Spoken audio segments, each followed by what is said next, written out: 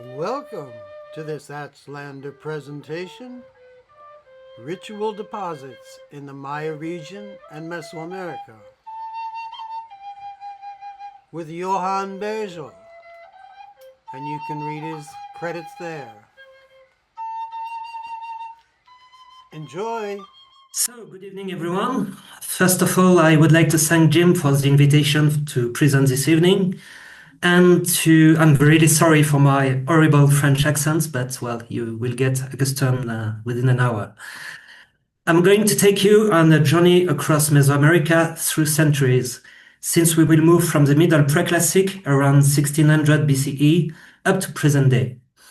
This journey reflects 12 years of research, beginning with my master's degree, then my doctorate on Tikal, followed by 2 years of postdoctoral research at the Centro de Estudios Mayas at UNAM, work that I have continued ever since. So, first of all, what is a ritual deposit? It's a group of objects found associated within the same context and to which meaning is ascribed, in this specific case, a ritual meaning, potentially votive. Such groupings of objects were identified as early as the first excavation at Teotihuacan or in the Maya area, beginning in the 1920s. Very early on, the question arose on how to distinguish different types of rituals. During the excavation at Piedras Negras in the 1950s, William Coe identified two types, caches and burials. However, quite quickly, in the early 60s, during the excavation at Tikal, he realized that a number of these deposits did not fit within this very strict classification. He therefore decided to include all the other contexts he did not understand within a temporary category that he called problematical deposits, the famous one. And indeed, problematic they were, since this category continued to be used until I revisited the issue at Tikal, starting in 2015. Gradually, it came to encompass a very large number of completely different ceremonies, which made this holding category increasingly opaque. At the end of this doctoral work, I was therefore able to establish a new and much more extensive categorization, including a number of types and subtypes of ceremonies that I'm going to present to you now, because the diagram is useful, but photographs are better. First of all, burials. This is the simplest type, since we have one or several deceased individuals around whom various subjects were deposited. From this, several interpretations can be proposed, the most convincing being that these objects either belong to the dead or were placed by relatives to accompany them into the underworld. Here, for example, you can see burial 23 at Tikal, where the skeleton is surrounded by spondylus valve. And for those of you particularly keen on epigraphy, I think that, like me, you may see here a possible metaphor for the well-known expression och ach, he entered the water, which means death. One almost has the impression of seeing the deceased literally sinking into the underworld. Alongside these deposits, we find caches. These are indeed deposits that were concealed, buried, either directly within the masonry of buildings or within pits that were cut a posteriori and then sealed with a patch of stucco. In the photograph on the left, for example, you can see a cache that was placed between two floors level of a plaza. The next one is a stela pit, at the bottom of which a dedicatory cache was recovered.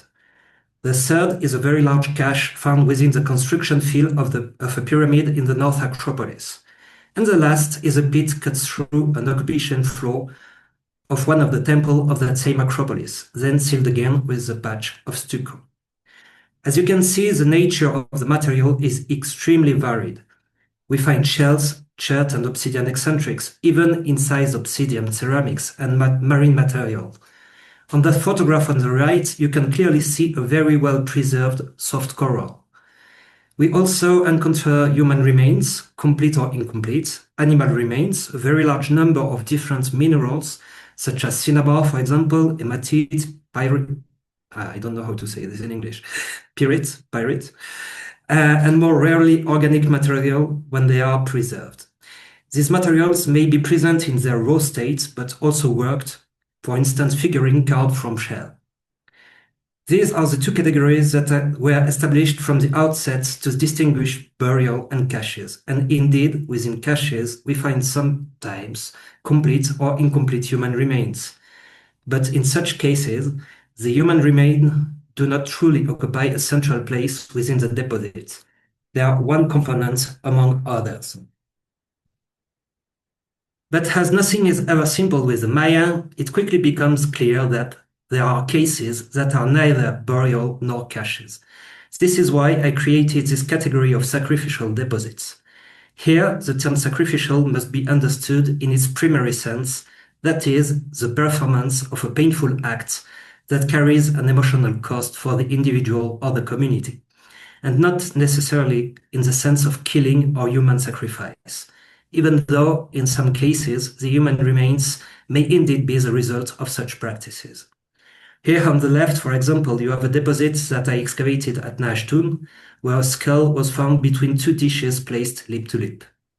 In this specific case, there were vertebral remains, so you can imagine that the skull was removed shortly after death or within the months that followed, since the cervical vertebrae were still attached to the skull.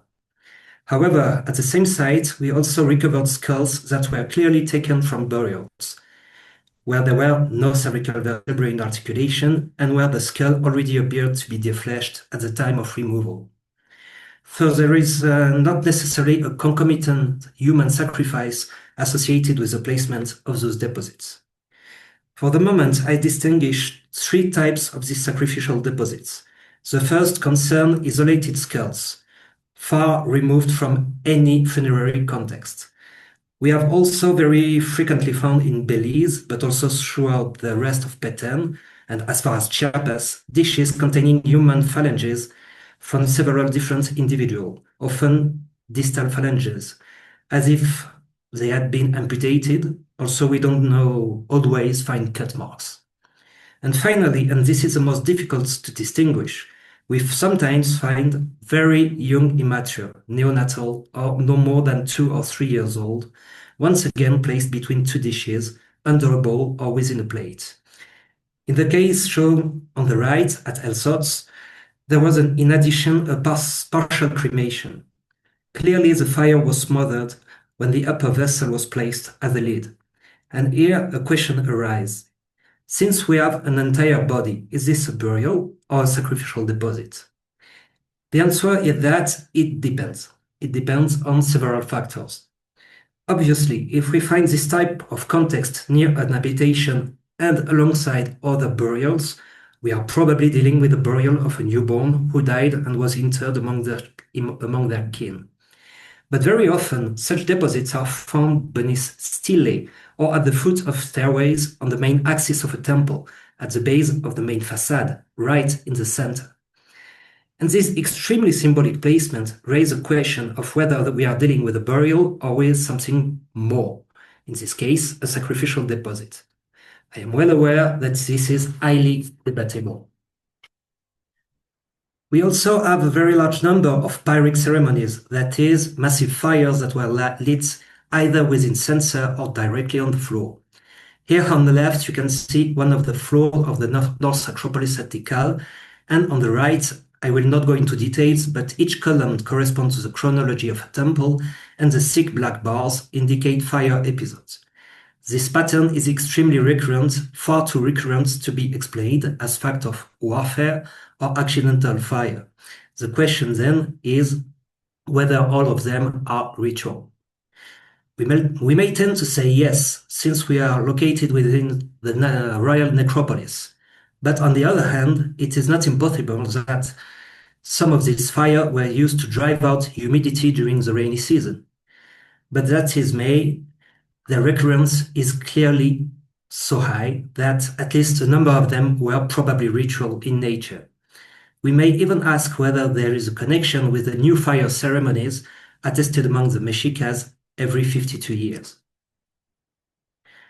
To return to the site of Naachtun, we also discovered a number of deposits that may correspond to ritual feasts, to meals shared between humans and probably non-human entities in order to request their protection.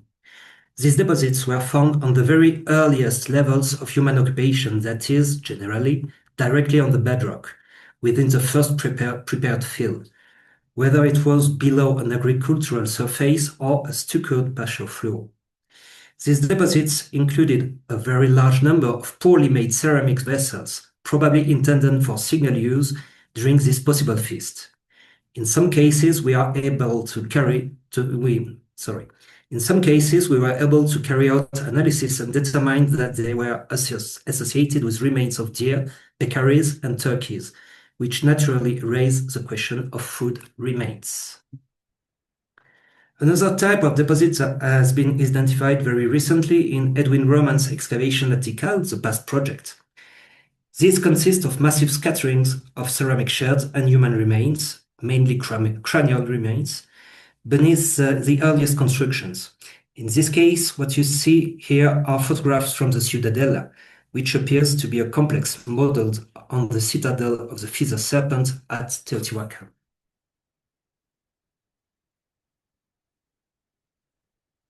At the moment of abandoning a building or site, the Maya do not simply leave. They accompany this transition or this definitive abandonment with rituals.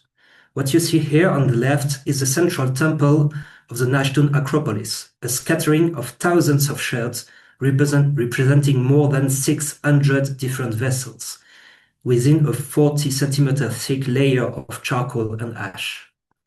The number of ceramic vessels represented is so enormous, and moreover, they are incomplete vessels, that we think they were collected from middens and then spread across these floors. We also know, thanks, if I can say so, to looting trenches, that the other temples of this acropolis underwent the same fate. Several hypotheses can be proposed. For example, that this was meant to mark the definitive disuse of the place, whether for humans or for divine or at least supernatural entities. We must not forget that the Maya live in a world with a blurred ontology. You never know exactly what you're facing. An animal may very well be a spirit in disguise, and people live in the presence of extremely powerful invisible entities. Precautions must therefore be taken.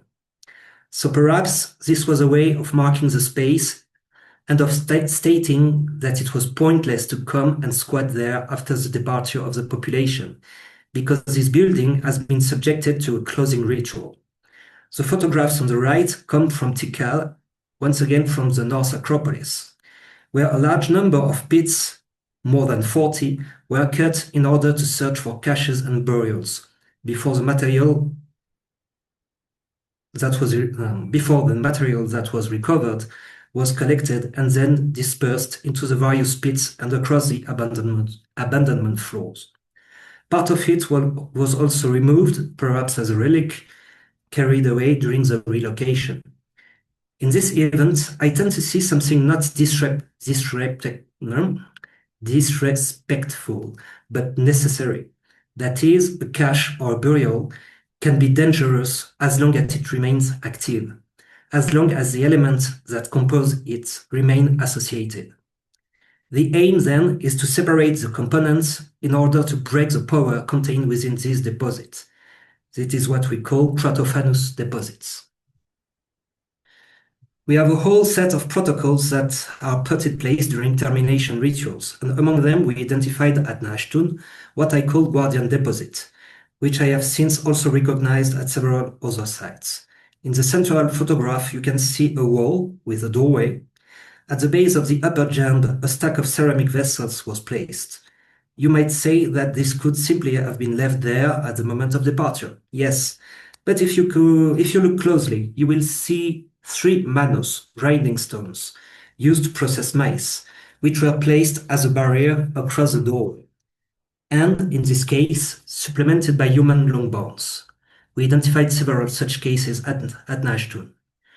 Whether long bones or skulls, these elements were placed across doorways or across access points to different residential patios, and even on stairways.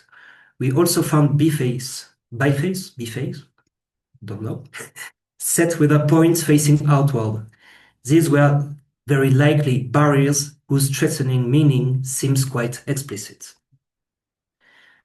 All the more so, in some cases, these guardian deposits were combined with a much more pragmatic measure, namely the blocking up of a doorway.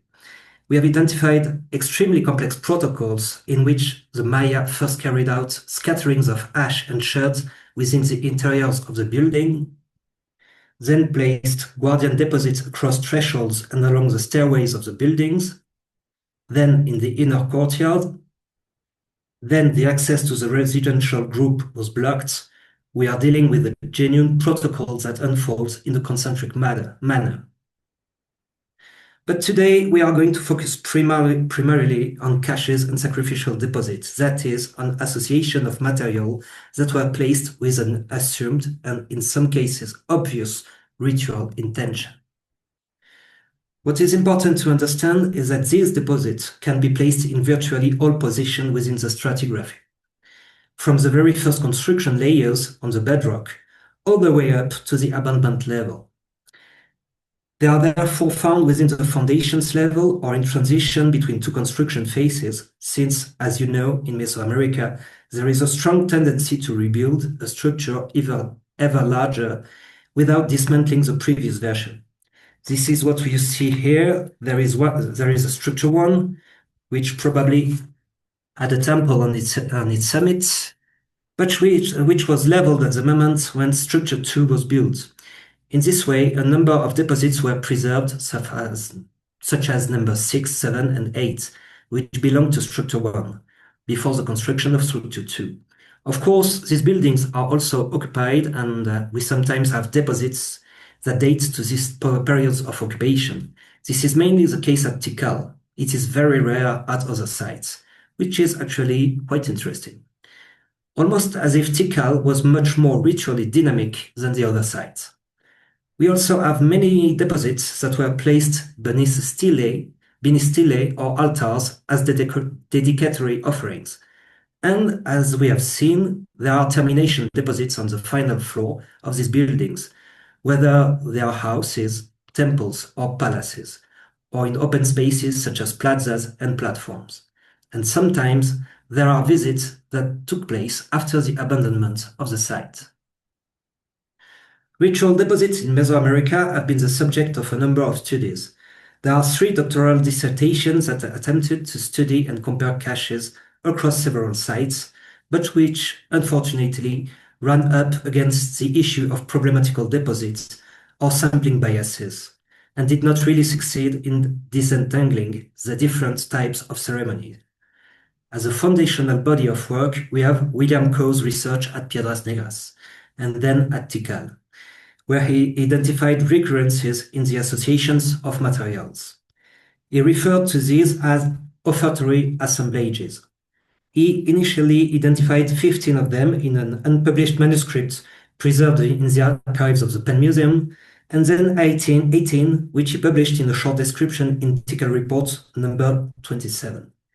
This discovery, which should have encouraged many other researchers to identify such repeated patterns at their own sites, went completely unnoticed.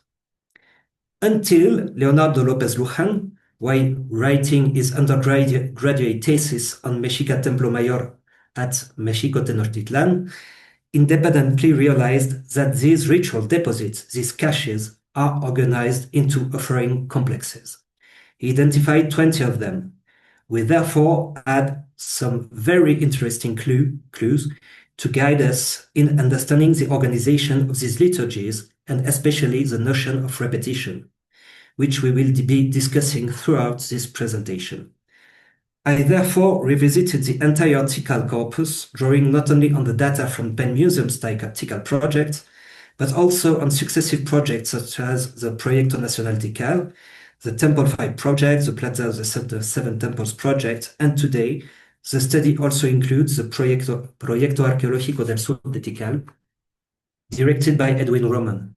And I realized that indeed more than 97% of the 372 caches and sacrificial deposits are organized according to recurrent patterns.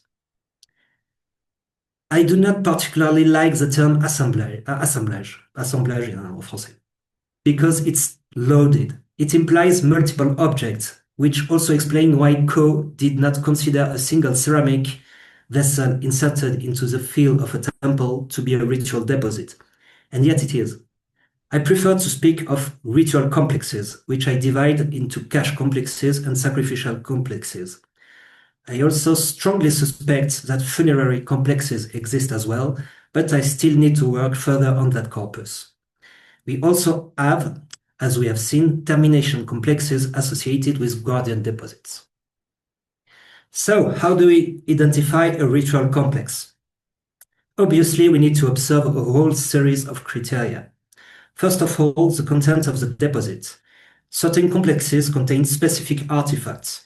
We have already seen, for example, human skulls, which are characteristic of the sacrificial complex Koshol. Each complex also, of course, presents specific association of artifacts. In the case of deposits that include eccentrics or incised obsidian, typology is important, as are ceramic forms and styles, when ceramics are present. Next, we look at how the deposit was placed. Was it inserted directly into the field? Was it placed within a pit? Is there an intentionally prepared repository? And does the material appear to have been placed randomly or in an organized manner? We will see cruciform deposits a little later, for example. Then, by stepping back a little further, we consider the architectural and monumental context, the type of structure. Is this complex specific to temple, or is it found only in plazas?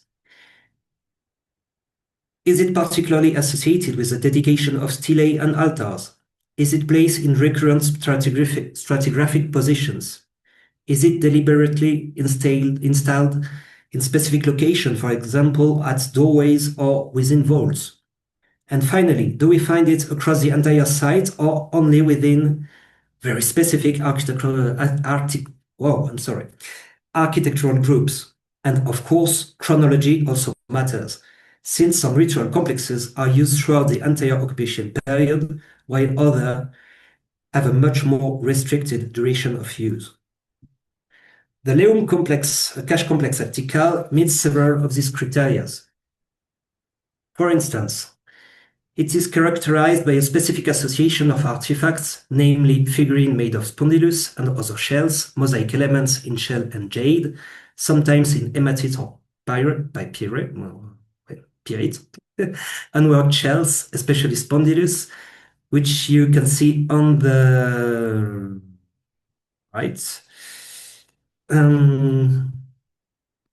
with the spines, but also other species and fragments of jade worked and unworked. No clear logic can be detected in the placement of the different objects, and it can be placed either in pits or directly within the field, so this criterion is not particularly significant in this case. By contrast, it is specifically associated with the basal platforms of large architectural group or plazas. It is used only during periods of construction or reconstructions of buildings, and it is strictly confined to the North Acropolis and the Twin Pyramid Group 5E sub, its immediate neighbor. Finally, it dates exclusively to the early Classic, the Manic ceramic phase. We can therefore see that a number of very precise criteria allow us to define this cache complex. We are now going to set off on a journey through time across the whole Mesoamerica. On the screen, you can see the sites for which I have exhaustively studied the corpus, shown in blue.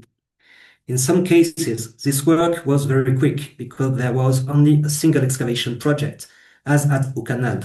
In other cases, it was much longer, since the earliest caches I identified at Palenque were uncovered as early as 1787, during the Del Rio expedition, and the site has been almost continuously excavated ever since. In red, these are corpora that are either still under study or incomplete because the documentation is not fully available, or in the case of Teotihuacan, too much work. I will need a student to work on this because it's impressive. And the small black dots correspond to more limited punctual comparisons that I was able to make. In total, I have studied to date 1,731 sacrificial deposits and caches. Let us begin with the Olmecs, who are considered to be the mother culture of Mesoamerica and who developed in the Isthmus of Tehuantepec. They are reputed to have been the inventors of a large number of Mesoamerican cultural markers, such as jade working, maize cultivation, and architecture, more specifically in the form of stepped pyramids. They are also the ones who carved the first glyphs, notably calendrical ones, and, as we will see, they are at the origin of the earliest known rituals. Before the Olmecs, we generally assume nomadic population that had not yet settled permanently within a specific geographic area, and about whom we have very little information, in fact. So for us, at the present time, everything begins with the Olmecs. The earliest known site is called El Manati. It's a small hill located within a bend of a river in a rather marshy area. And the reason I emphasize this is that El Manati benefited from the environmental conditions that allowed for extraordinary preservation due to the marshy nature of the soil and the presence of a spring. In this sense, Manati can truly be described as a source of every meaning of the world. El Manati can truly be described as a source in every meaning of the word. While preparing fields around and on this hill, farmers discovered wooden busts. INA teams excavated the site over several years and realized that the entire hill was literally packed with ritual deposits. Despite an extremely complex stratigraphy caused by humidity, they were able to identify several phases. During phase A, between 1600 and 1500 BCE, we find broken ceramics, rubber balls that probably served for the ball game or its predecessor, celts, another word for axe blades, made of jadids and serpentinids, and jade beads that appears to have been thrown into the spring. During phase B, between 1500 and 1200 BCE, celts and rubber balls are once again deposited. Finally, during the Mayakal phases, between 1200 and 1000 BCE, among other things, 37 anthropomorphic busts were deposited, either individually or in groups, as well as remains of immature anatomical disconnection. This suggests that at least there were secondary burials, bodies that had been moved from an initial place of interment to this location, or more probably, sacrifices.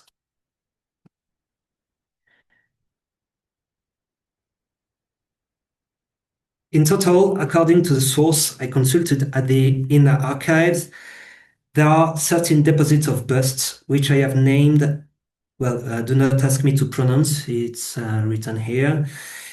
It's in Mije, and I don't want to be show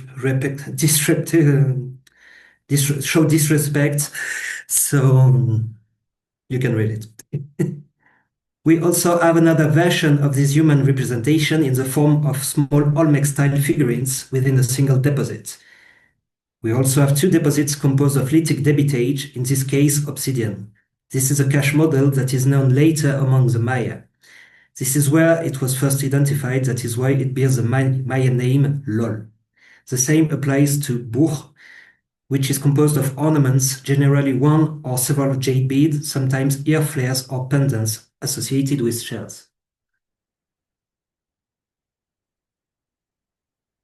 And above all, I identified 123 deposits of axe blades, of which 88 consisted of a single specimen only. This complex too was first identified near Tikal, which is why it carries the Maya name Pepen. Finally, we have a skull deposit. This is the first occurrence, at least the earliest one we know, of a skull deposit of the Koshol model, which we have already discussed. 4 kilometers to the northwest lies a small site of La Merced, which revealed a deposit consisting of a single ceramic vessel.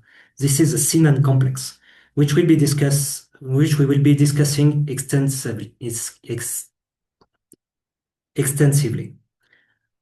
Offering of a single ceramic vessel is almost the most accessible ritual imaginable, apart from offering of perishable materials such as fruit, food, or maize.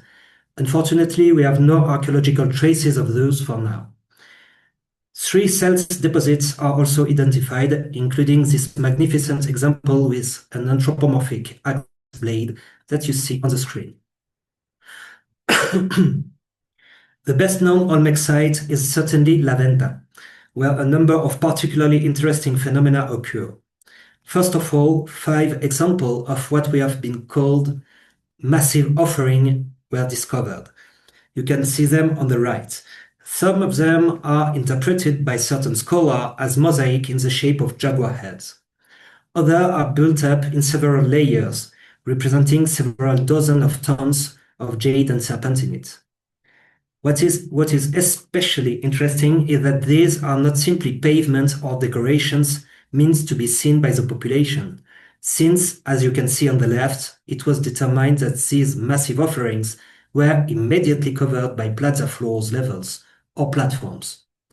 They are therefore quite literally caches, to which I have given a name that I will not attempt to pronounce once again, which means massive in Miche. Another deposit from La Venta that is extremely well known is Offering 4, which dates to after 600 BCE. We find those famous Olmec-style figurines that we already encountered in one of the Elmanati deposits, arranged, standing, and facing cells, which in this case are carved and incised. Some researchers therefore wonder whether this might represent a procession before stealing. It is one hypothesis among others. Other complexes are also found at La Venta. There are cells deposits exactly like those at Elmanati, except that here they are laid out much more regularly, flat, as you can see in the photograph on the left. Somewhat like the massive offerings. I think there is a link between both.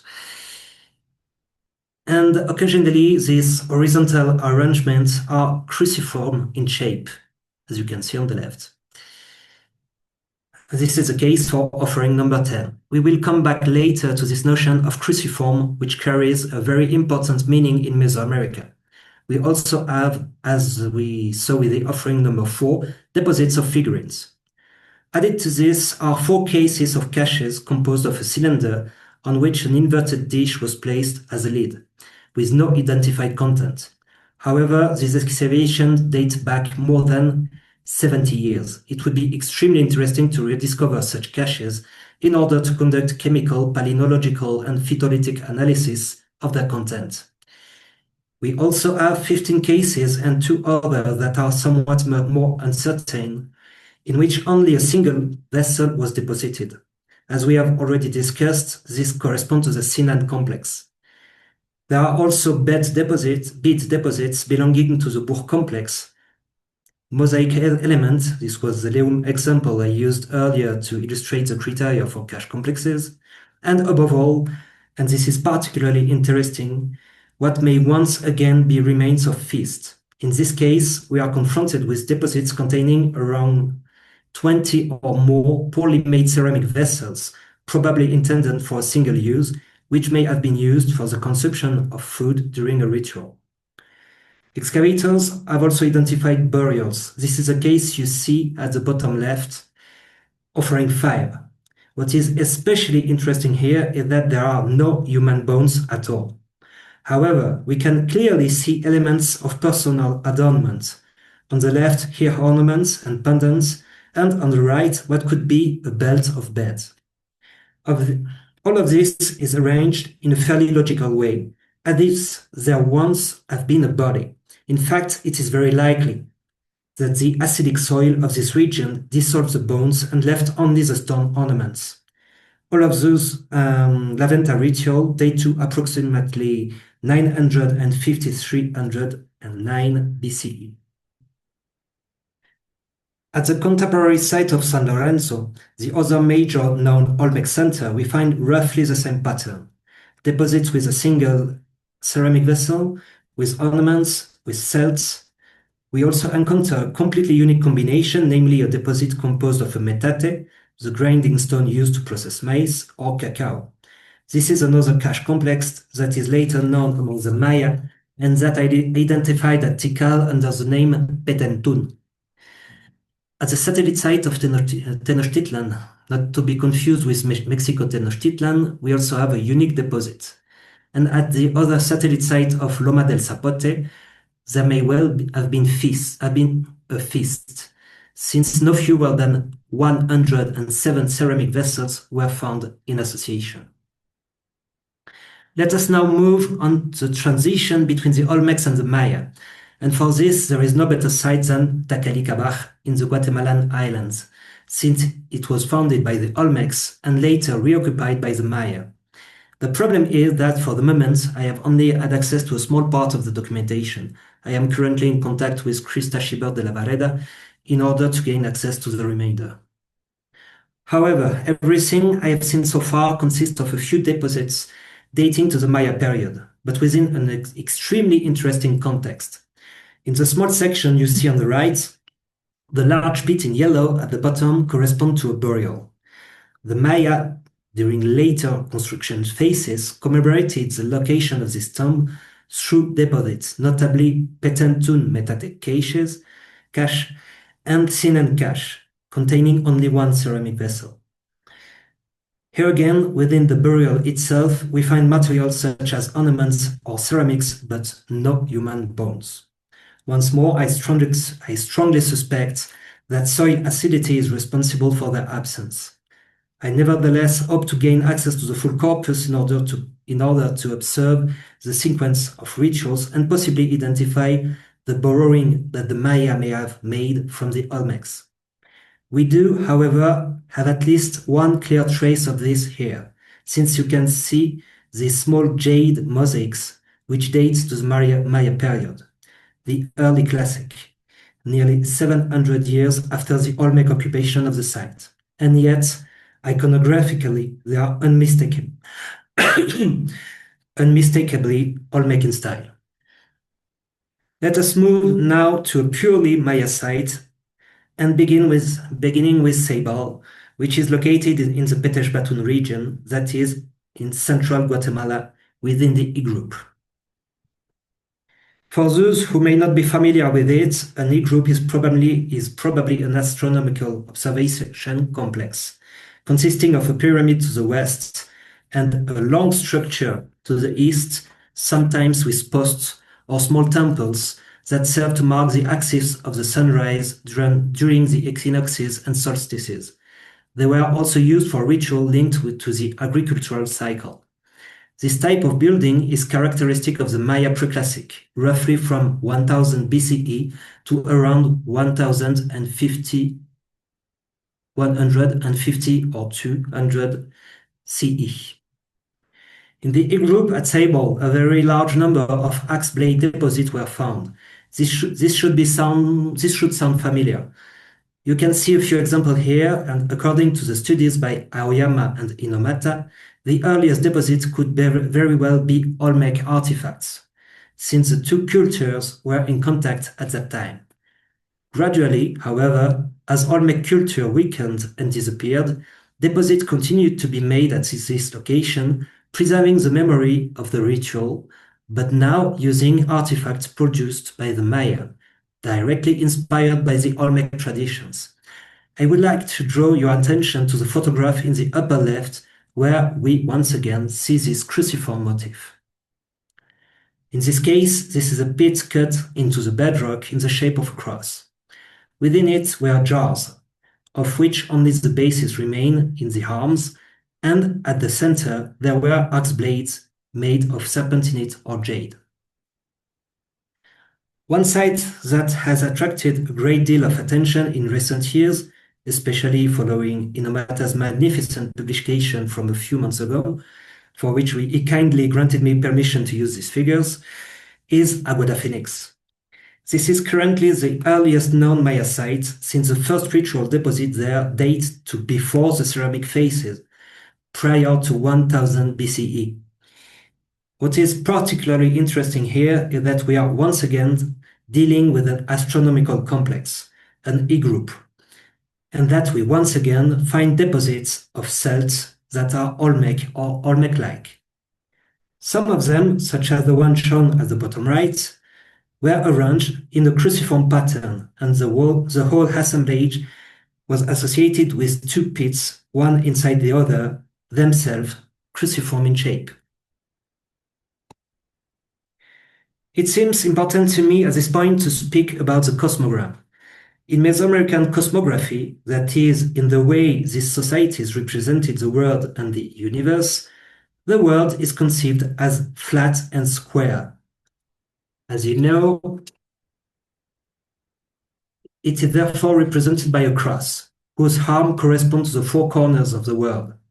In general, the cardinal directions are associated with specific colors, but in deposits where cosmograms are represented using color, this order is not systematically respected. The center is an axis of communication between the terrestrial plane, where humans and other entities live, and the celestial spheres, as well as the underworld. It is generally associated with the color green. Why green? Because it seems to evoke the ceiba, the largest tree of the jungle, whose branches would support the sky, while its roots would plunge into the underworld. Thus, creating a deposit in form of a cosmogram that is in the shape of a cross would potentially serve to center the world, thereby opening a channel of communication with these spheres and these supernatural levels. Another example, still in Guatemala Petén, is the astronomical group at Cival, where we once again find a cruciform pit containing jars, and beneath the central jar, jade cells.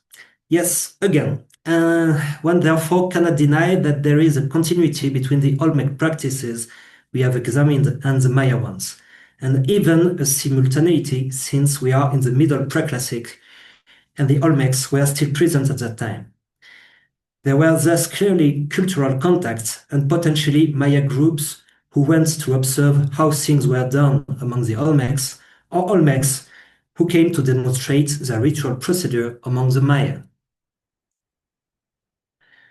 To conclude briefly this celt complex known as Petén, it was first identified at a small satellite site of Tikal called Naachtun, and this time not in an astronomical group, but within a temple. Here, the cells are no longer made of jade, but of stone. This is significant, as it shows that the Maya did indeed adopt the Olmec concept of the cosmogram and of axe offerings, but adapted it to their own context. At Naachtun, the material is stone rather than jade. At Cival and Ceibal, jars were also included. Why jars?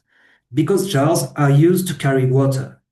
Their association with green-colored stone makes sense, since in Mesoamerican cultures, blue-green color is linked to fertility, and in particular to water, notably the waters of the underworld, which are believed to bring fertility.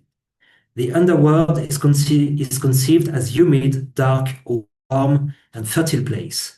It is from there, according to the Popol Vuh, that maize emerge and rises to the terrestrial plane. The choice of axe blades is likewise not incidental. In my view, since the axe is one of the attributes of Kawil, the deity who, among other functions, unleashes lightning to be striking the cloud with his axe, everything thus converges on water, humidity, and fertility. It is therefore undeniable that during the Preclassic period, and more specifically during the Middle Preclassic, between 1000 and 600 BCE, there were contacts and exchanges of sacred knowledge between the Olmecs and the Maya.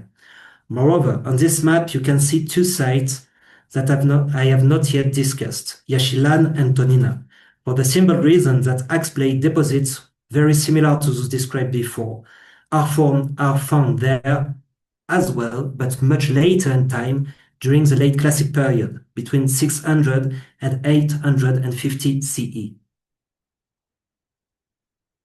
However, this Olmec-inspired complex was ultimately replaced by deposits that are entirely characteristic of the late Preclassic period and no longer bear any relation to Olmec traditions. These belong to the Nicte cache complex, an example of which I had the opportunity to uncover at the small satellite site of Naachtun, known as Saraguate, shown on the left side of the screen. These caches are primarily composed of spheres and disks, generally made of limestone, though they may also be fashioned from ceramic shards.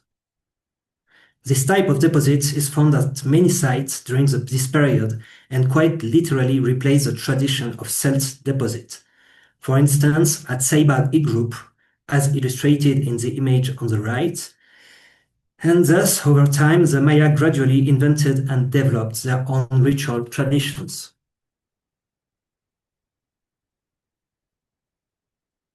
Sorry. I will take the case of Tikal because it's the site for which I have the most extensive documentation and the best visual material. And after all, it is Tikal. Much more interesting than Karakmul, sorry. Tikal is indeed the most prolific site in the Maya lowlands, with 372 caches and sacrificial deposits identified so far.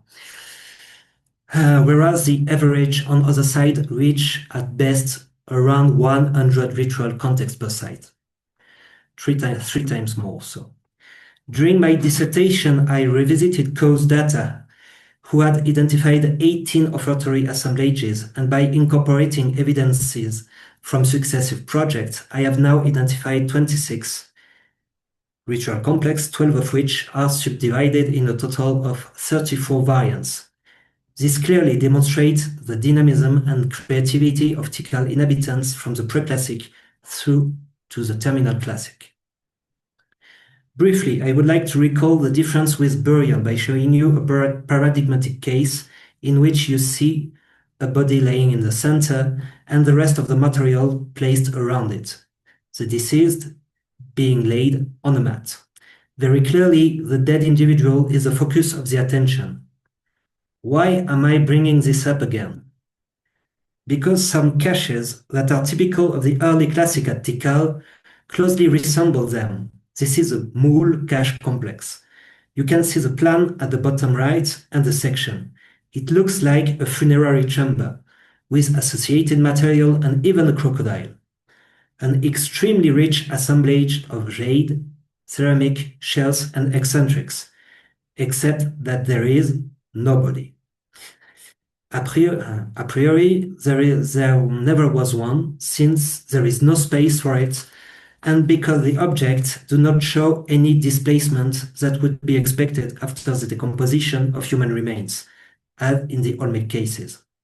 Moreover, the crocodile itself has been preserved, so why not a human body?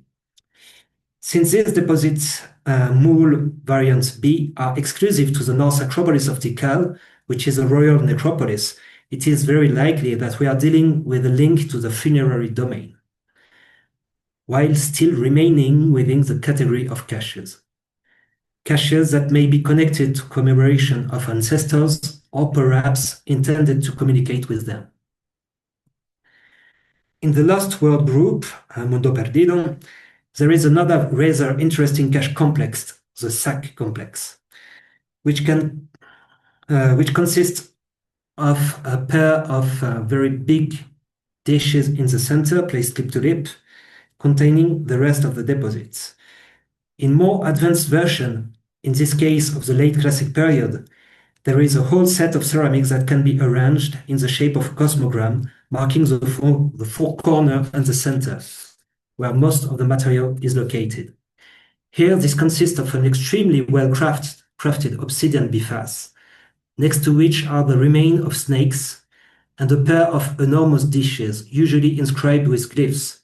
Here it seems to be a dedication of a divine lord, a Kukulahau, from an unknown site named Yash Biik Chit Ik, or blue-green beak, something, perhaps a diplomatic gift. Inside the pair of dishes, which measured more than 60 centimeters and formed a microcosm of its own right, we find jade beads, shells, stingray spines, pigments, and coral. Once again, these are materials closely associated with fertility and humidity, marine material, jade, and so on. What is interesting in this cache complex is specifically found. What is interesting is that this cache complex is specifically found in this ceremonial group and in the residential areas in the immediate vicinity. So we have a geographical specificity. While Moul was reserved for the North Acropolis, the royal necropolis, here we are centered around another sector of the city. Another rather interesting cache complex is Tooth. I have divided it into two variants, also I'm not very sure that the Maya themselves associated these two types of deposits. In both cases, they are composed of censers. Variant A is very simple and dates from the late Preclassic to the early Classic periods, that is from 1 BCE to 554 CE. It consisted of very simple censers still containing traces of combustible materials such as resin and charcoals. In the late Classic period, more complex cylindrical censer representing the sun god Kinichahau began to be placed in deposits, on top of which were placed the anthropomorphic example you see in the center. This may have been royal propaganda, since 13 different specimens were found in the Chorcha tomb in Copan, and that the king buried in this tomb was none other than the 13th ruler. It is therefore assumed that the 13 incense burners represent the entire dynasty, from the founder to this ruler. Another extremely interesting cache complex is the Chic complex. It consists of large chert bifaces of extremely good quality, probably imported from elsewhere, since the local chert is of very poor quality. These are found primarily at the four corners of certain structures. This is variant A. You can see, for example, that it has been placed in the substructure of Temple 2 at the four corners, as if to delimit a space.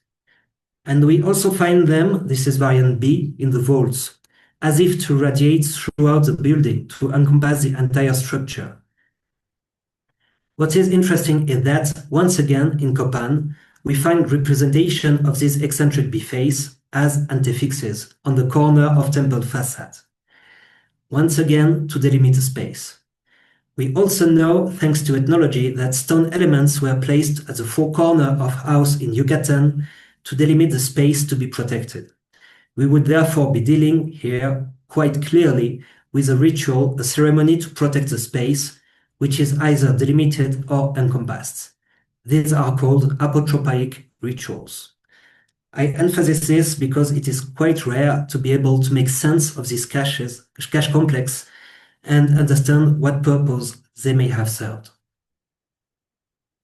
Another very interesting complex in Tikal is Esh, which has been found exclusively in some twin pyramid groups. Twin pyramid groups were built every 20 years in Tikal and in very few other allied sites, notably Yasha, for Katun ending celebrations. Katuns are 20-year calendar cycles that were extremely important in the Mayan conception of time, as evidenced by the large number of inscriptions celebrating these period-ending ceremonies. In Tikal, this was literally expressed through the construction of architectural groups. There are 9 in total, which we will come back to later. Under the stelae, deposits containing ceramics, crocodiles, and eccentrics have been found on certain occasions. We are therefore in the presence of an extremely specialized complex, probably linked to calendar celebrations.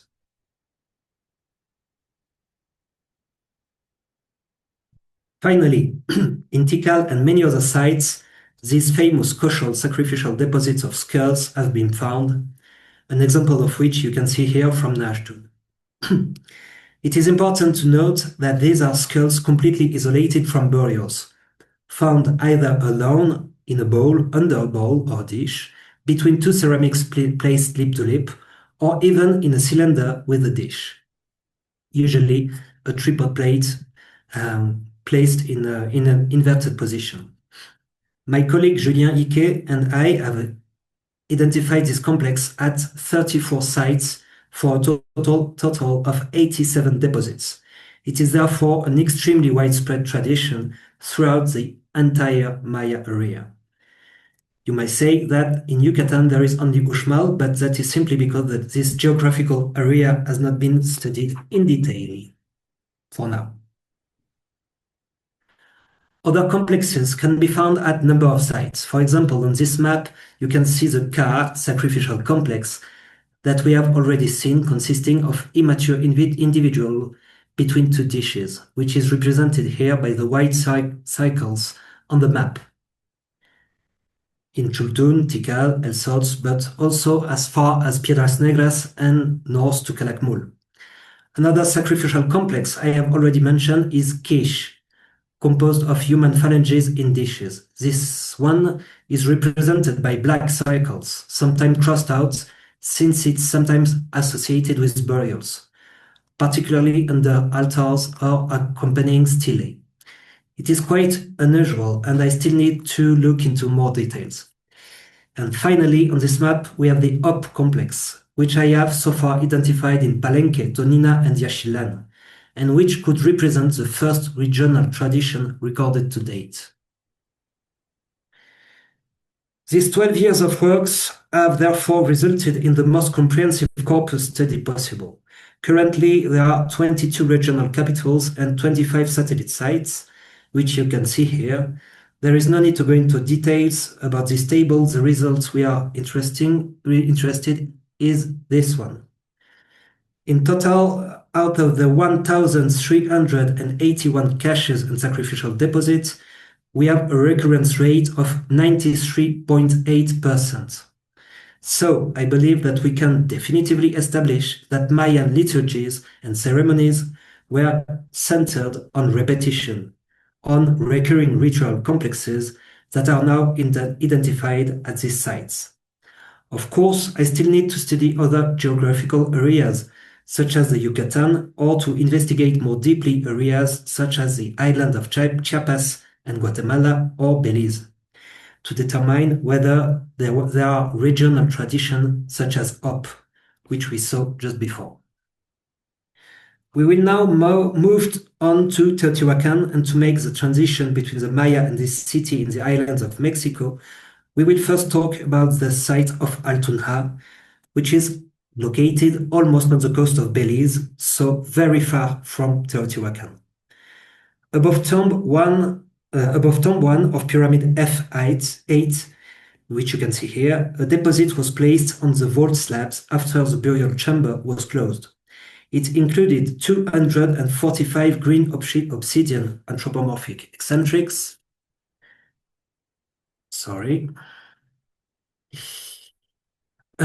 whose origin has been identified as coming from the mines of Pachuca, located north of Teotihuacan, as well as 23 pieces of Teotihuacan-style pottery.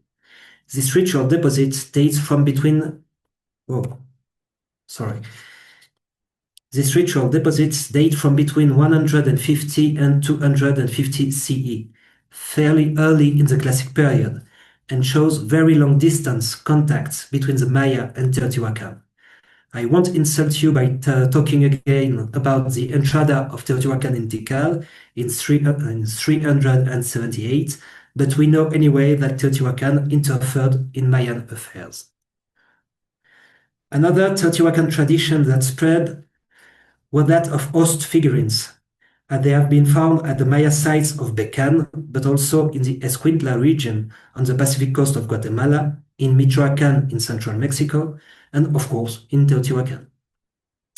What is very interesting is that you can see that the example found in Becan is much more complex than the others, literally forming a cache inside this anthropomorphic ceramic.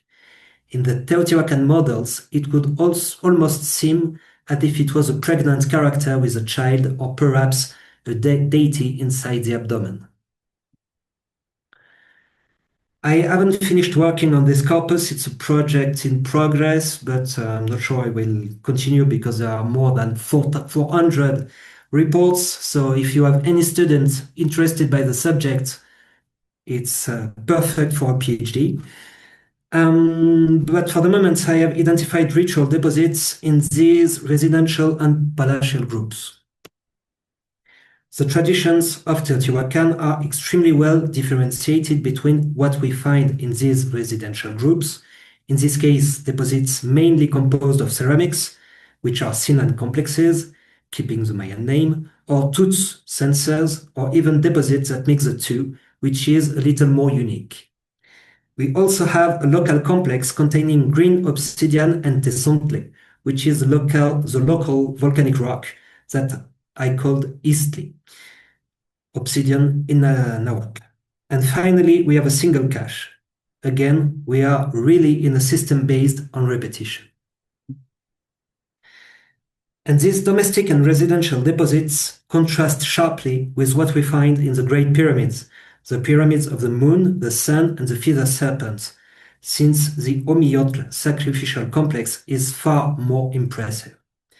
In the feather serpent pyramid that you see on the left, the sacrificial deposits form a pattern with which you are now familiar, a cosmogram.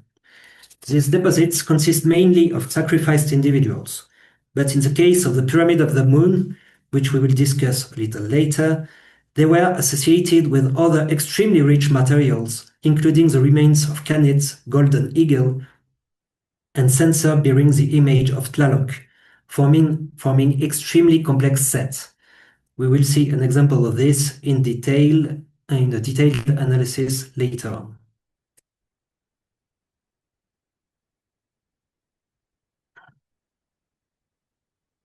Let's now travel to the other end of Mesoamerica, to the far southeast, to the northwestern part of Honduras, to the homeland of the Lencas. This is another Mesoamerican population from the Classic period, more specifically in the Ulua Valley, at the Cerro Palenque site, where Rosemary Joyce conducted excavation in the 80s. She discovered various caches there, notably containing obsidian blades, which is a complex we have already seen, lol, but also ceramic effigies that could possibly be censers from the Tuts complex. There are also male and female figurines, which are strangely reminiscent of the Maya Abal complex. So once again, we have an example of contact between two different populations, probably via the site of the Copan region, which are on the edge of the Maya area. Since, for instance, we have these famous deposits of jade beads in spondylus shells in an association that is extremely common in the Mayan caches and burials. Let's quickly return to the site in the Olmec region, since after the disappearance of this culture, the area did not remain unpopulated and groups known as Epi-Olmec settled there. At Tres Zapotes sites, still in the Classic period, we find models that are well known among the Maya, such as two ceramics placed lip to lip. This is the Lucum complex. Or once again, deposits of obsidian flakes, lol. We cannot be sure that they borrowed them from the Maya, but in any case, we remain within tradition known in the region.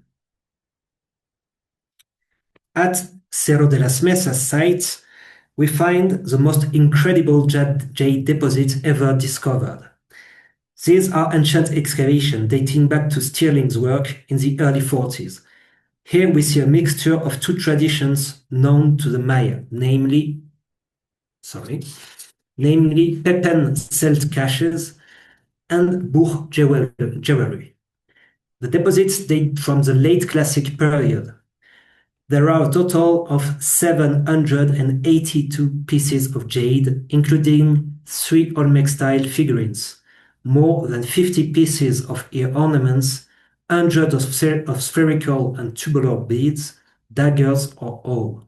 probably linked to self-sacrifice, but also 3 axe blades, very similar to those found more than 2,000 years earlier at El Manati. There are also plaques and a jade canoe. At the same site, but unfortunately undated, 52 skulls were found in rows of jars, which were themselves covered by bowls in an inverted position. We have seen this before, it's variant E of the kosher sacrificial complex. These jars were found between 2 floors, indicating that they were deposited during construction. They were all associated with 2 or 3 vertebrae, leading us to strongly suspect that these were indeed decapitations. These were young adults with cranial deformations and dental inlays. But we also have other caches that unfortunately are not dated either. So I can't tell you if they are from the classic period, which is most likely, or from the pre-classic. In particular, there is a Holland cache, a tradition known in Palenque, which is not far away, containing an anthropomorphic jaguar mask. But also, and I quote, many cylinders, each containing a jade bead, shells, fossil shells, and coral. This is also a tradition that we know very well in the Maya region, so once again, it may have originated with them. And the deposit also with an anthropomorphic whistle. Here we are dealing with the Abal complex, which is particularly well known in Naachtun.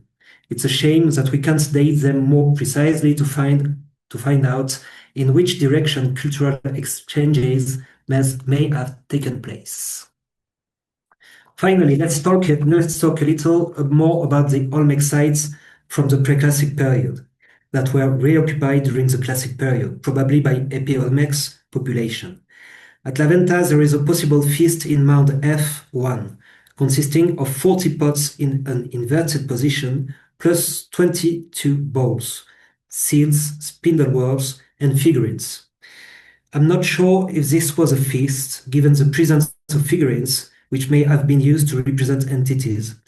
Who knows? But the quantity of ceramics is still quite interesting and could point to the sharing of food during a ceremony. In San Lorenzo, in residential groups, 2 deposits were found consisting of a single ceramic from the Sinan complex, as well as vessels associated with sculpted head that were taken from architectural elements, which is typical of the Holland complex.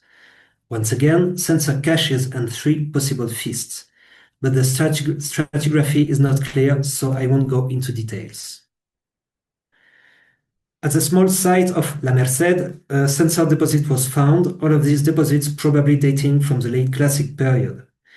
So there is a window of time when it's not at all impossible to imagine that this time it was the Maya who influenced the Epi-Olmecs, since the Maya had centuries and centuries to develop their ritual traditions and recurring complex. Very quickly, to show the influence over all Mesoamerica, I wanted to show you the small deposits at Tainsu Macuilxochitl in residential mound number 1, where we have a whole set of ceramics placed lip to lip. This is the Lucum cache complex of the Maya. We know that Monte Alban and Dainsu were in contact with the forest cities, since Maya artifacts have been found at these sites.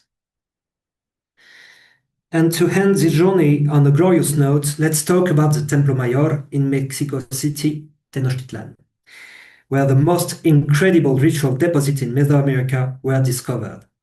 These are the excavation of the main temple of the Mexica culture, which was dedicated to Huitzilopochtli and Tlaloc, the gods of war and rain, who were worshipped in 2 twin temples located on the same pyramid, the Templo Mayor.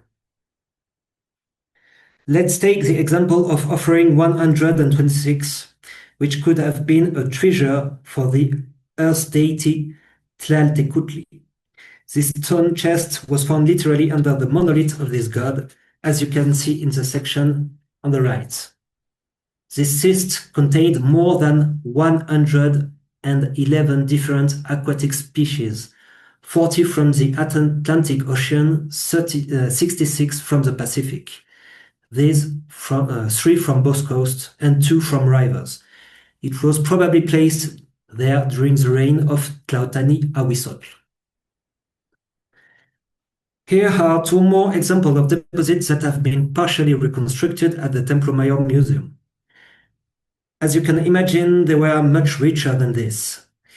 We know of a number of such caches from this complex. All were deposited exclusively to commemorate the construction of architectural phase 4B of the Templo Mayor, around 1469 and 1481 CE. What is unique about these deposits is that they are stratified, organized into superimposed horizontal levels. This may remind you of something.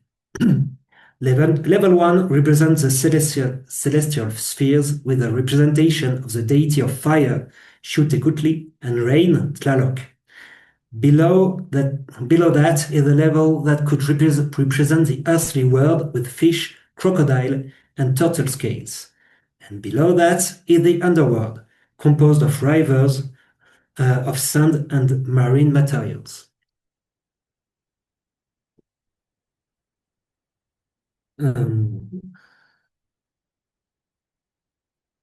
Sorry, I'm a little bit lost.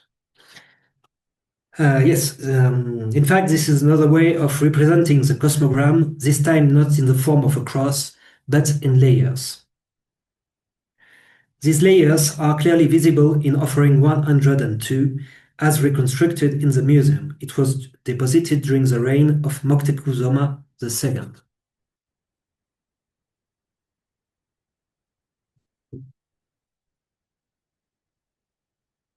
This brings me to an extremely unusual case, as it could literally be the figuration of a myth. This is offering 125, which is also composed of several layers. The first level features 2 golden eagles, while the level below it is made up of marine elements, including numerous marine organisms and shells. There are more than 55 species represented. At the very bottom, the skeleton of a dog, and there are a total of 3,899 artifacts and ecofacts in this cyst. Mexican mythology is much better known, thanks in particular to Spanish chronicles, but also to indigenous accounts in the codices, among others. We know that during his journey to the underworld, the deceased must pass through different levels of the underworld, and in the 9th level, he must cross the river Apanowayan with the help of the psychopomp dog, that is, a dog that will guide him to the realm of the dead. We could therefore be looking at a literal representation of this myth, as we have a marine level that could represent the river, and below it, a dog. López Luján studied nearly 200 of the Templo Mayor deposits for his undergraduate thesis. But since then, almost twice that number have been found, and these have not yet been studied. They have been the subject of occasional publications such as this one, offering 167, which contained golden jewelry representing the earrings typical of the moon goddess Coyolxauhqui. This is a well-known attribute in iconography. Earths, the organ and not the symbol of Valentine's Day, as well as sacrificial tools. This may be a reference to the mythical battle between the moon goddess Coyolxauhqui and her son, the sun and war god Huitzilopochtli, the patron deity of the Mexicas. A battle that ended badly for the moon, who was dismembered, an event that is also depicted on the bas-relief found in the same Templo Mayor. So we could very well be looking at a representation of this myth during the reign of Moctezuma I. And it's quite similar to offering 111 and 176. In both cases, a young child between the ages of 8 and 11 was found with no evidence of human sacrifice. But then again, you don't have to kill with a knife or leave marks on the bones. there are other ways to slay someone, especially a child. This youngster had the wings of a bird of prey on his shoulders. He wore wooden ornaments, including the Anahuatl ring, a pectoral ornament that may represent the Mexico basin. He also wore greenstone jewelry and rattles on his legs. We could therefore very well be in presence of children who literally embodied the deity Huitzilopochtli, since they bear his attributes. Let us now, to finish, to turn on what is happening today in Mesoamerica. My colleagues Marie Chausson, Cédric Becquet, and I studied the inauguration deposits of various buildings and spaces occupied by humans. Here is a map summarizing our corpus. And here I'm very happy to address you this evening, since I know that there is a hypothesis that has strongly influenced Anglo-Saxon archaeologists, namely that of the animation of structures. This theory emerged from a SAA session that brought together anthropologists and archaeologists around this topic.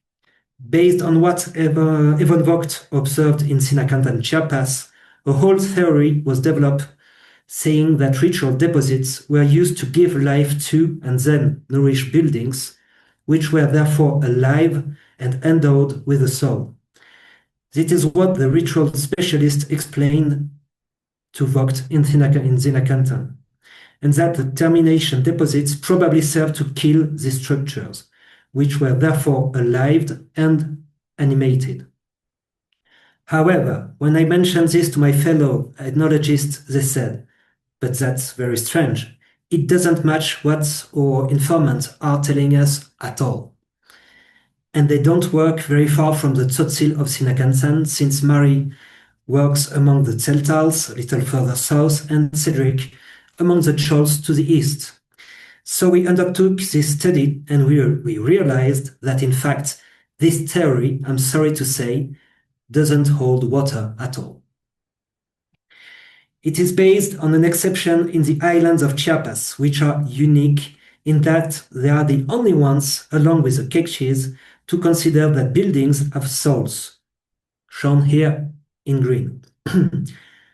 A number of Mayans believe that buildings are alive, but simply because they are made of elements that were themselves once considered alive, such as wood, palm leaves, or clay. For others, buildings are not considered alive or animated at all. This debunks the whole theory that ritual offerings are made to give life and soul to maintain and ultimately kill or unsoul buildings. By contrast, all agree on the goal of protecting newly constructed premises, whether a house or any other space occupied by humans.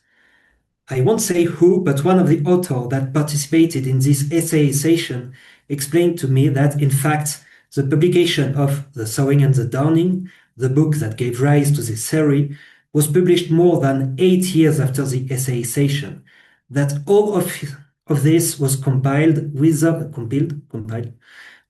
really cross-referencing the opinion of the various authors of the chapters, who were not very happy with the final results because it made them say things they did not mean. The problem is that this theory was so appealing that it was widely successful, particularly in the United States, since we still regularly read in the literature that such ritual deposits serve to give life and animation to the building. However, our review of the literature of 96 rituals from 18 cultures, as you can see on the screen, does not support this theory at all. They base their theory on an ethnographic case that is an exception to the rule. Bad luck. Especially since Monaghan does not hesitate to contradict all of this in the same book. So, during this study, we examined all the rituals that are performed to inaugurate a new building or re-inaugurate it in the event of a change of function or other circumstance. This ritual begins with a counterclockwise walk around the four corners and end in the center. It should start to ring a bell now. It usually lives from the domestic altar and ends in the center, where a sacrificial deposit is made, usually consisting of a black bird that is placed in a pit, which is then filled in. We have published this entire comparative study in 2 chapters available on academia. Our initial study of the Maya case was then extended to the whole Mesoamerica and to other types of building besides house, and we realized that the same ritual protocol was used on different scales, from small structures such as Tinek sugar mills to Kekshi beehives, to larger scales such as the solar, which are the land on which the house is built, and even entire villages in Yucatan. What is interesting is that the same ritual protocol is systematically followed, whereby the 4 corners are consecrated, and the ritual ends with an animal sacrifice in the center. To make it short, because of course we have variation from one ritual specialist to another, and from one village to another. And this is not limited to built structures, as other spaces used by humans, such as cattle pens and cultivated fields, are also covered. What is interesting is that in all cases, we know that the effect of this protective ritual is not permanent. An initial ritual is performed when the building is first constructed, and it is expected to last for a more or less determined period of time, usually 1 or 2 years, after which the ritual is supposed to be repeated.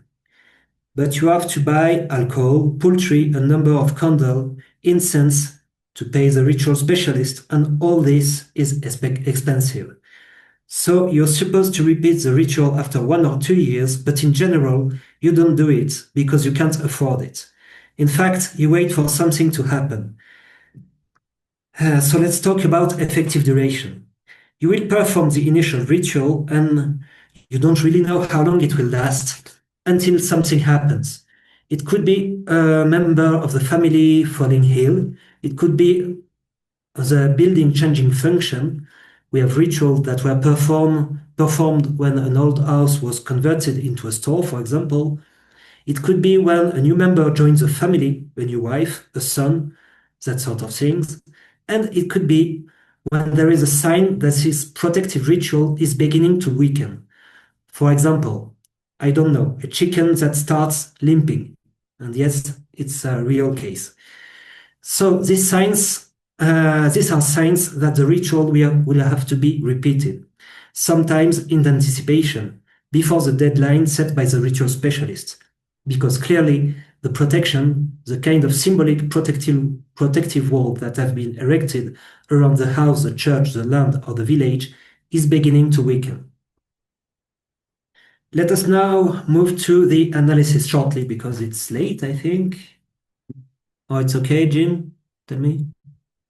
Yes, no problem. Okay.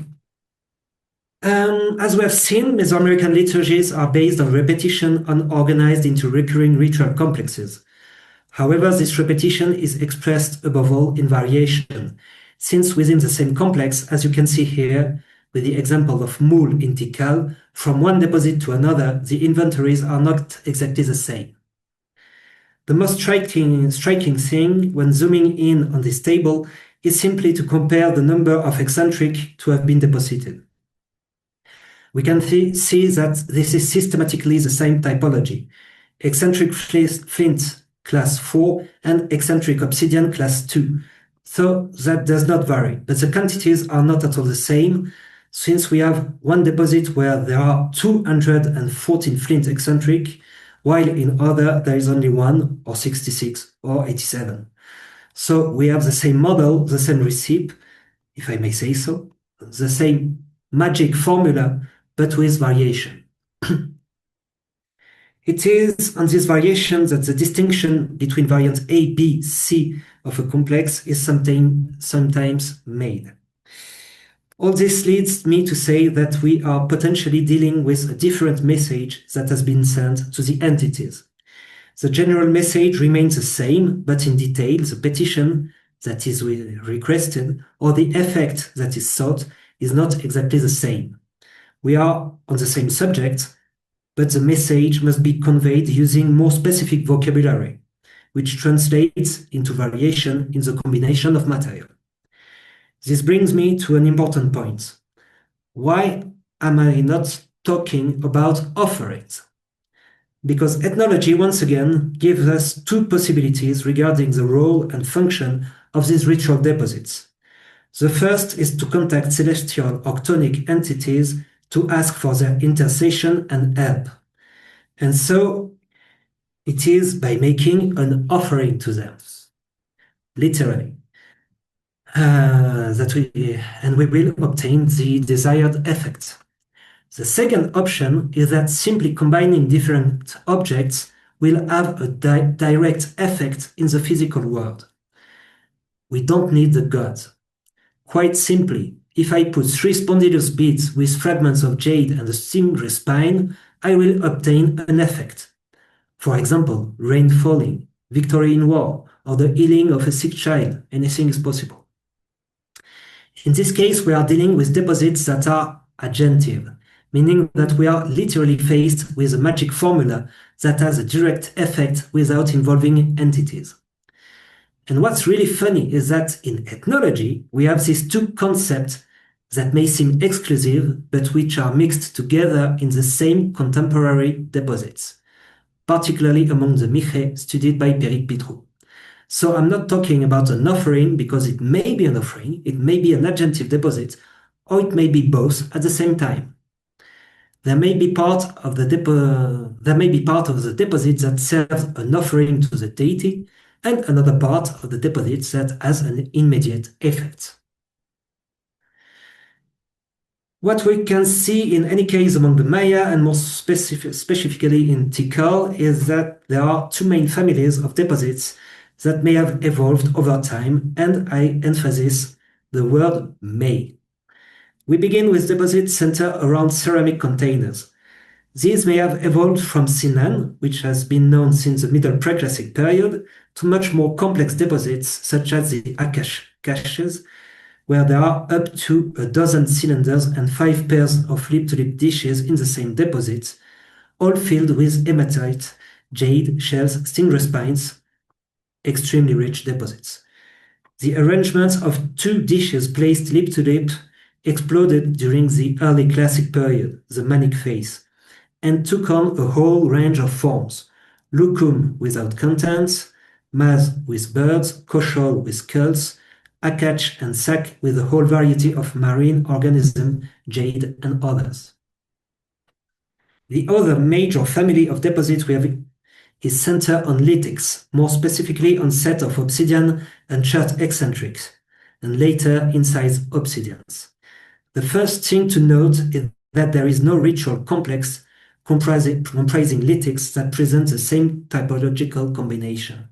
This is what you see in the table on the left. Each combination is specific to a ritual complex. For example, Mul combine class 4 chert eccentrics and class 2 obsidian eccentrics, and there is no other complex that presents the same typological combination. What is very interesting is that we see an evolution, perhaps once again a filiation.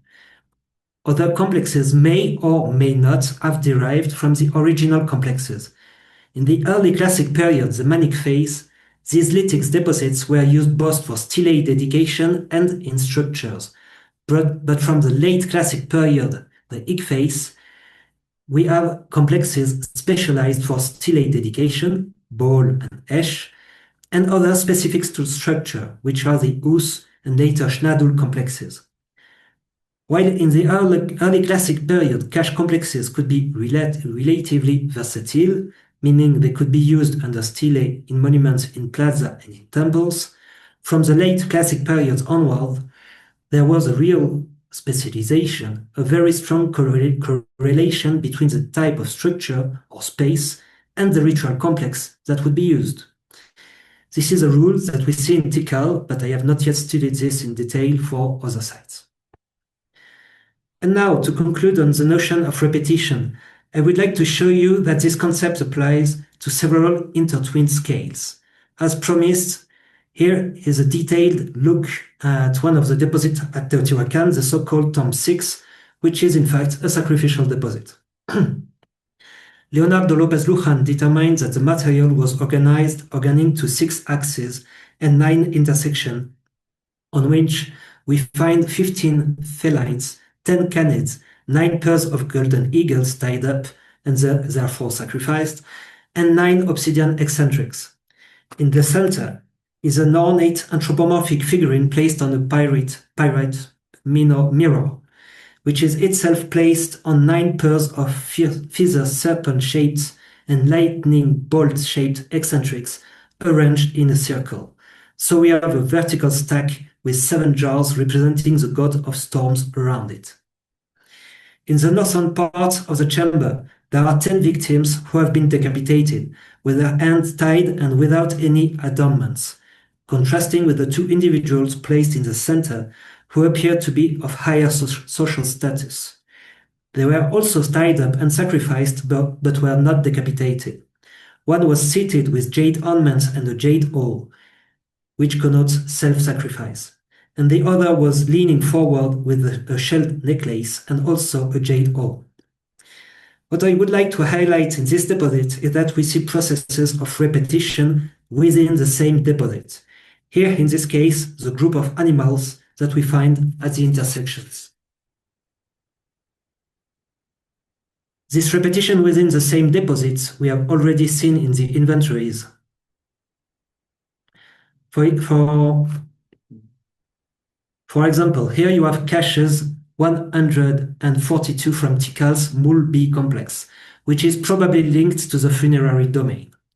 You can see that the inventories are extremely consistent from one container to another, since in cylinder 1, cylinder 2, cylinder 3, and balls 1 and 2, we find almost the same items. In this case, chert and obsidian eccentric, obsidian flakes, small composite mosaic masks, jade fragments, spondylus figurines, turtle eggs, and pebbles. Everything is almost identical except for cylinder number 1, which also contained a jade bead and a jade pendant. Remember, the repetition in ritual deposit, it is above all a repetition in variation.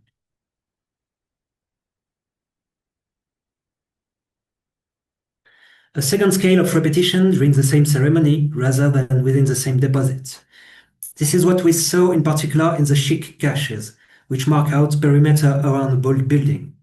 There are 4 different but identical deposits, similar to modern ritual at the 4 corners of inauguration ritual, among other examples. The third scale is repetition within the same architectural project. Here you have the sequence of deposit within the latest version of Temple 22 at Tikal, the main temple of the North Acropolis. During construction, a Yikel A deposit was first placed at row number 1. Then 2, 3, and 4 are Moul variant A. The A variant is not necessarily related to the funerary domain. Still during the construction, or perhaps during the first occupation, the stratigraphy is uncertain, there is another Moul deposit in the center of the rear chamber of the temple, still on the main axis, but this time inside the sanctuary. And during the early days of the temple occupation, a pit was dug in which a Yikel A deposit was placed. So we have a clear repetition of cache complexes being used in sequence. On a 4th scale, repetition can occur not only within the same architectural phase or construction project, but also during successive reconstruction of the structure. Here we have the case of Pyramid of the Moon in Teotihuacan, where each construction phase gave rise to a sacrificial deposit of the same Omiotl complex. This is also what we see in the 9 groups of twin pyramids at Tikal, which are circled in red here. Groups consisting of 2 twin pyramids, as their name suggests, but also an enclosure in the north in which a stela and an engraved altar were erected to commemorate the date of the calendar ceremony, and a row of plain stelae and altars in front of the eastern pyramids. we can see that from one group of pyramids to another, and therefore over time, the same cache complexes are being used, but we also see developments, since you can see that in groups 4D2 and 5B1, the Tikal complex, which is typical of this early late classic period, was used. Then, as they become more specialized, they resort to complexes specially used for the dedication of monuments, ball and esh. Last but not least, a fifth scale shows a pattern that repeats throughout the Maya area. There are local traditions, like caches or sacrificial complexes, that are specific to a site and represent sacred knowledge that the city-state doesn't share with neighbors. This is the case, for example, with the Uz complex in the temple of Tikal in the late classic period. As we have already seen, we may also observe regional tradition developing, such as Op in Yaxchilán, Tonina, and Palenque.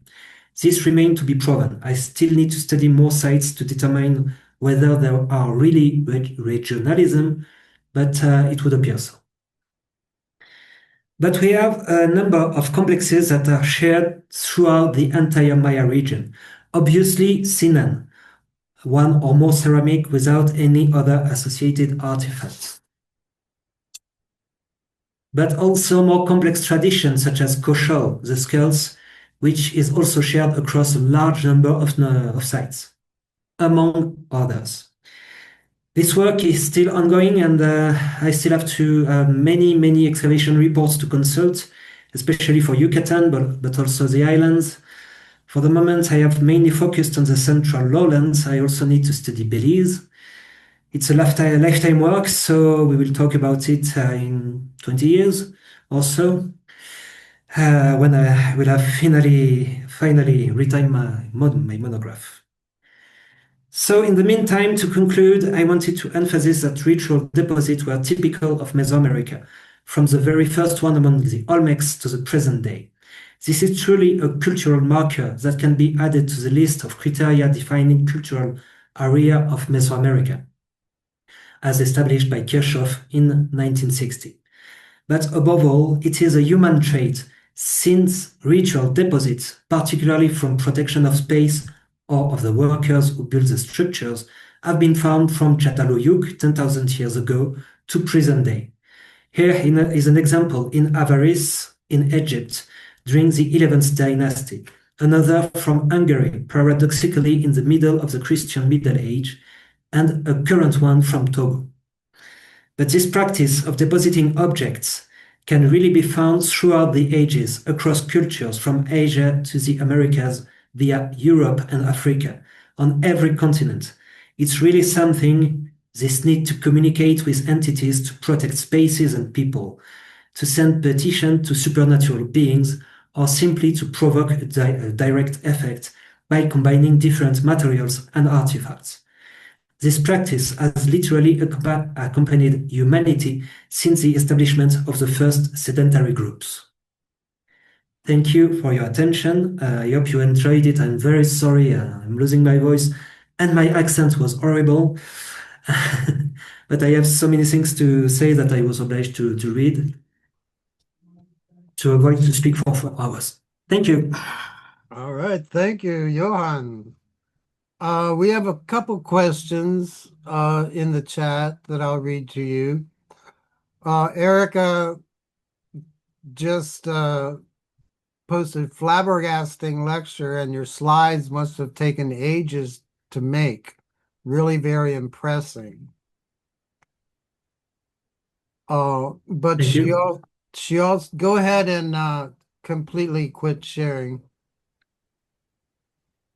There you go. Okay, She had a remark on Aguada Phoenix. Thank you, man. Who's that? Ed, I'm gonna mute you.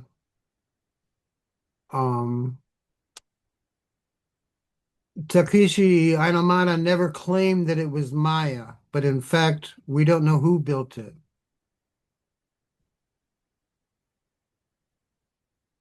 Is that true, Johann? Well, that's the information I have a few years ago. We suspected it was maybe a mix between Olmec and Maya traditions. But from what I read in the reports from Aguada Phoenix by Mata and colleagues, it seems Maya. It seems Maya, moreover, because we are in an E group, which is typically Maya, astronomical complex. So it remains to be proven, but it seems to be Maya, early Maya. Yeah, it was across that area of where they did the LiDAR, and they found various sites with that same Yeah. alignment of numerous structures facing each other, and then at the bottom or something there'd be an E group. And then In fact, you have a E group in the center of the big platform. You have a very small E group yeah, where they found those caches. and then I wonder why they, as it moved down into the Maya area later on, why they abandoned all those other structures and it was just E groups that sort of survived. Sylvia wanted to know, and then I feel like I saw a comment of hers, although she doesn't think so.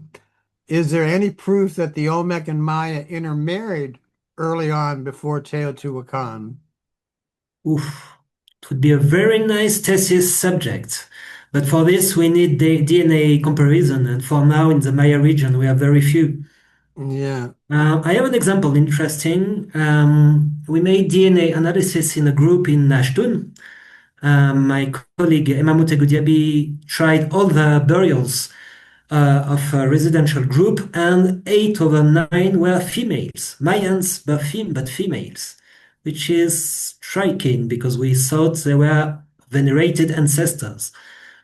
So it's changing the image we have from the Maya society. But we need to make analysis and more specifically DNA and strontium isotope to look for the origin of the people. Right. Michelle, I'd like to know, can you speculate as to the meaning of the sandwiching of a human skull between two dishes? Well, I don't like to speculate, but what we have is that in the Popol Vuh, we have the myth of one of the decapitated twin. His head is put in a calabash tree, and it will be the father of the maize god, spitting on the arm of the daughter of underworld lord, and she will be pregnant with the maize god.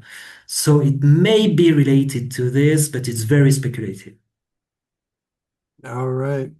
And Leanne says, thank you, Johann. This has been an eye-opening lecture, extraordinarily impressive and important to see this kind of detailed comparative survey. Thank you. And then Carl's chiming in concerning those Guardian deposits and the blocking up of doorways with hand tools. Does the pattern suggest the inhabitants are wanting to protect their former home from being disturbed? Is this a right meant to ward off a future trespasser? Is this like a hexing that proclaims, don't trespass? That's what we think, because in Naachtun we studied in depth termination deposits. We have more than 130 examples, as you saw in the plan at the beginning. And very regularly we have a human long bone across the doorway or the stairs or the patio access, or lithic points pointed outward.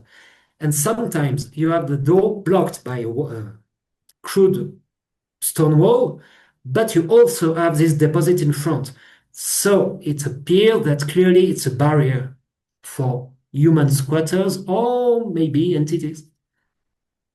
You have to remember that the patio is the place where the ancestors are buried. When you leave, you won't go with your dead, so you have to protect the space from any intruder. And then you had an interesting comment, the separation of objects in order to kill the magic, or what was that comment about with magic? That was interesting. Well, the word kill is reminiscent of the animation theory that we proved wrong. So I will say to disrupt the magic, Disrupt to magic. break the symbolic association. Yes, in Tikal, they dug in the North Acropolis, they dug nearly 50 pits to intrude into caches and burials. And what they did, they took some part of the deposit with them, maybe as relic, but the other part, including jade, so it's not looting, because Yes. precious objects were scattered on the floors around and in the various pits they made. So we have clearly this notion of separating the deposit. I have in my last article I published in Estudios de Cultura Maya on termination rituals, you have a drawing of the scattering on the North Acropolis. And Carl, I see you're still here. Do you want to unmute and make any comments?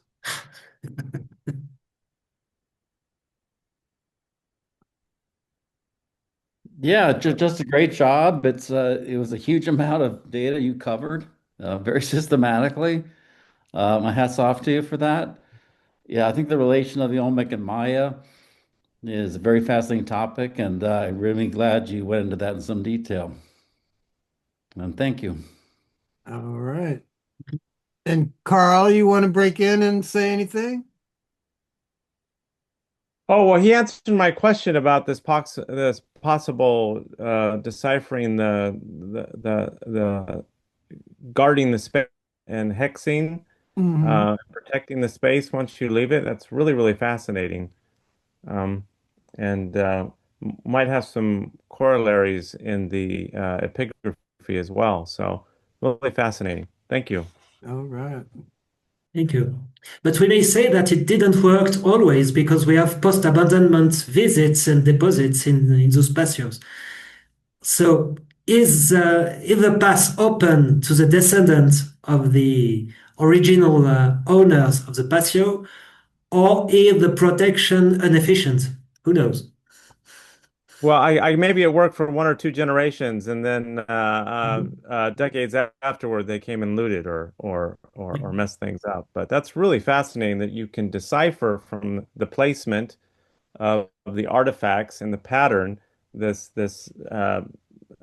idea of a protocol involving guarding the space. That's just absolutely fascinating. And Johann, do you know Cameron McNeil? Yes, we met. Okay. It looks like he's left now, but he attended and was making comments to me, gave me his email address, and he says he's now excavating the Teotihuacan fort that's up in the hills above the Acropolis. That's interesting. And where he was working with Osvaldo Gomez to interpret the cache of Mundo Perdido, the Lost World group. All right. And it looks like he's worked with David Sadat at Copan. And Elaine says, Elaine, do you want to unmute? By the way, if someone has reports from Copan, I would be very glad to have it. It's almost impossible to contact the FASH to get the reports. Elaine says some scholars believe that many of these deposits were to ensole the building. Yeah. We talk about this. This is the sewing and the darning book theory, which was based on the cultural exception that we demonstrate with my ethnographic colleagues, showing that it's only in Sinacantan and among a few Kekchi villages. For all the other actual Mayas communities, there is no soul. The building is not unsouled. So there is no notion of animation and disanimation of the structure. It's very commonly used since this essayization and book, but we published it with colleagues, and we can say that it's a cultural exception in Mesoamerica. And I think at one time you said quiche, but right now you said quiche. So you're talking. No. Quiche was only a name of a ritual complex. Oh, And I was saying kekchi and not quiche. cheek. Okay. Well, thanks for clarifying that. Is there anybody that'd like to unmute and ask a question? We've run out of questions in the chat. Well, all right. It's been almost a 2-hour program. Barb McLeod went 3 hours and 20 minutes in her first program for me. But this is really good. I'm really impressed with your PowerPoint. And I like the way how you had the topics across the bottom throughout the whole show. I'd like to know how to do that. But great presentation. I'm sure we'll get a lot of mileage out of the uh, recording. Erica, you're unmuted. Did you want to say anything? Well, I have a little question. Johann, are you also working with Roman on the past project for the foundational depots? Well, I'm in contact with Edwin's team. I'm part of the other project in Tikal on the East Plaza under the direction of Simon Martin. So I see Edwin every day on the field. And I just did the whole analysis of the ritual deposits they found in the past. So I'm not a member of the past, but I'm working with them. And about the foundation scatterings, I leave it to them. It's their discovery. All right. I'm discussing it, but I'm not studying it in detail. Okay, because it's also very fascinating. And anyway, I read your whole thesis about the North Acropolis. I read everything you write, so really great You're very job. brave to face it in French. Yeah, I'm from Belgium. Ah, parfait. Ça s'explique. All right. Well, thank you, Erica. And with that, I guess I will end the show. Thank you once again, Johann. We'll have to have you back next year and you can continue with your other studies. Mhm. All righty. Would Everyone be a take pleasure. care and thanks for attending tonight. All right. Thanks, Jim. Thanks, Johan. Thanks, All right. everyone. Bye-bye. Thanks again, Johann. And thank you for watching this Outslander presentation. And please subscribe to our YouTube channel. To subscribe to free monthly issues of the Outslander, Voice of the Ancient Americas newsletter, contact your host, Jim Reed, at jimreedmaya@gmail.com. Thanks again.